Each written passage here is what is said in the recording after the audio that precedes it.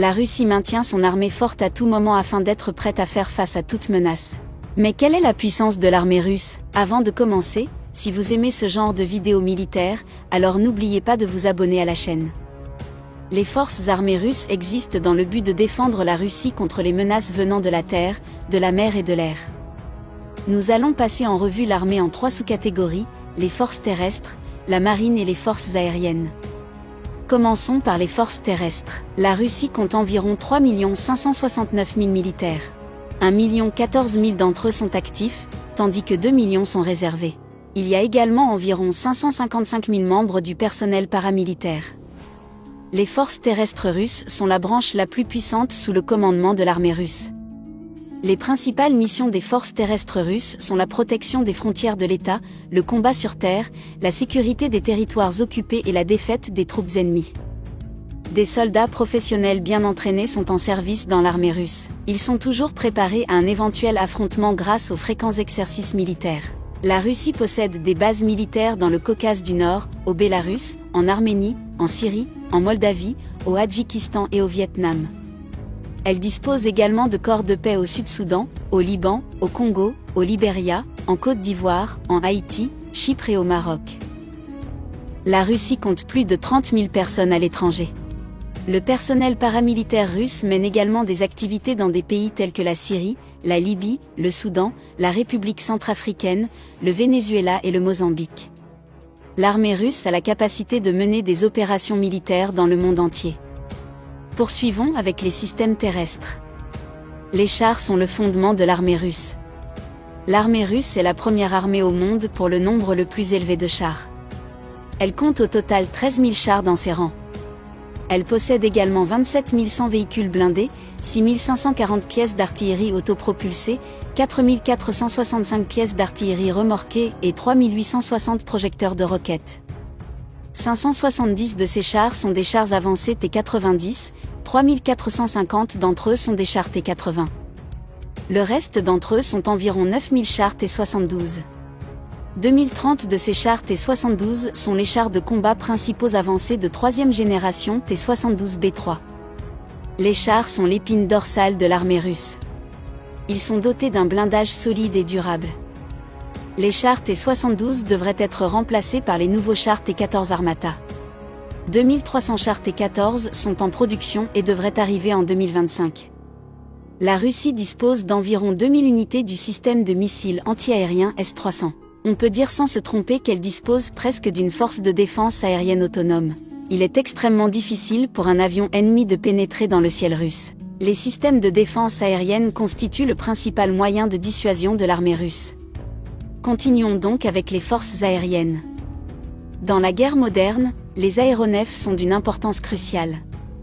Celui qui contrôle les cieux, contrôle aussi la terre. La Russie compte environ 4144 avions dans ses rangs. 789 d'entre eux sont des avions de combat, tandis qu'il y a également 742 avions d'attaque spécialisés, 429 avions de transport, 495 avions d'entraînement, 130 avions de mission spéciale. La force aérienne russe dispose également de 1540 hélicoptères et de 538 hélicoptères d'attaque. L'armée de l'air russe possède différents types d'aéronefs. La plupart des avions de combat sont produits par Mikoyan et Sukhoi. 239 unités de MiG-29, 229 de Su-27 et 90 de Su-35 constituent les avions de supériorité aérienne. Dans un futur proche, le MiG-35 avancé prendra la place du MiG-29. 112 unités de Su-30 et 127 Su-34 servent également l'armée de l'air. Les avions d'assaut sont constitués de 274 unités de Su-24 et 194 de Su-25. Les bombardiers, quant à eux, sont constitués de 100 vieux Tupolev Tu-22 et Tu-95. Il n'y a que 16 unités du nouveau Tu-160. L'armée de l'air russe possède des hélicoptères d'attaque avancés. 127 Kamov Ka-52, 330 Mi-35 et 95 Mi-28 sont des hélicoptères effectivement utilisés dans la guerre. Passons maintenant en revue la marine. La marine russe a été fondée en 1992 après l'effondrement de l'Union soviétique. La marine russe moderne a hérité de ses actifs de la Russie soviétique. Les anciens équipements soviétiques ont été réduits et modernisés.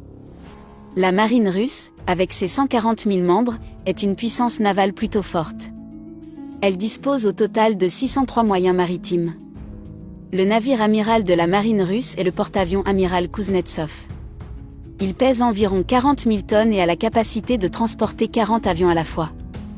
La flotte se compose de 15 destroyers, 11 frégates, 85 corvettes, 64 sous-marins, 55 navires de patrouille et 48 navires de guerre des mines.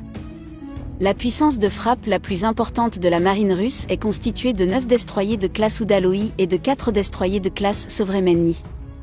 5 nouvelles frégates ont rejoint les rangs de la marine au cours des 5 dernières années.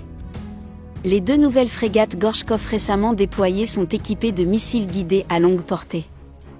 La Russie est le premier pays au monde pour le nombre de corvettes. 7 des 85 corvettes sont de la classe Stergouchtchi et sont presque aussi grandes que des frégates. La corvette de classe Gromyachi, récemment déployée, est encore plus grande et il est prévu d'en construire 5 autres d'ici 2028. Les sous-marins russes sont extrêmement audacieux. 10 des 64 sous-marins sont des sous-marins nucléaires de classe Akula. La marine commande également 22 sous-marins d'assaut de classe avancée, dont 9 sont des sous-marins lance-missiles de croisière. 12 unités de sous-marins lance-missiles balistiques sont également dans les rangs de la marine russe. 4 de ces sous-marins à missiles balistiques sont des sous-marins de classe Borei. Enfin, passons en revue la puissance nucléaire de la Russie. La Russie a testé sa première arme nucléaire RDS en 1949. En 1961, elle a testé la Tsar Bomba, qui a provoqué la plus grande explosion de l'histoire. Lorsque l'Union soviétique s'est effondrée en 1991, la Russie était la première puissance nucléaire du monde avec 45 000 têtes nucléaires. La Russie a réduit le nombre de ses ogives après avoir signé le traité sur la non-prolifération des armes nucléaires. Pourtant, elle reste la première puissance nucléaire du monde avec ses 6400 têtes nucléaires. Le budget de la défense russe s'élève à 42 129 000 $. L'industrie de défense russe produit chaque année des systèmes plus efficaces et technologiquement avancés.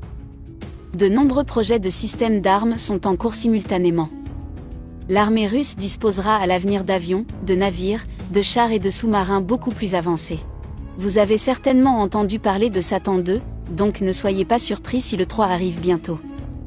Nous ne pouvons pas vous présenter tout l'arsenal militaire russe dans cette vidéo, et les informations partagées ici ont juste pour but de vous informer et elles peuvent varier en fonction des périodes, donc il se peut que certaines choses aient changé au moment où vous regardez cette vidéo. Si vous avez apprécié cette vidéo, alors n'oubliez pas de la liker et abonnez-vous à la chaîne.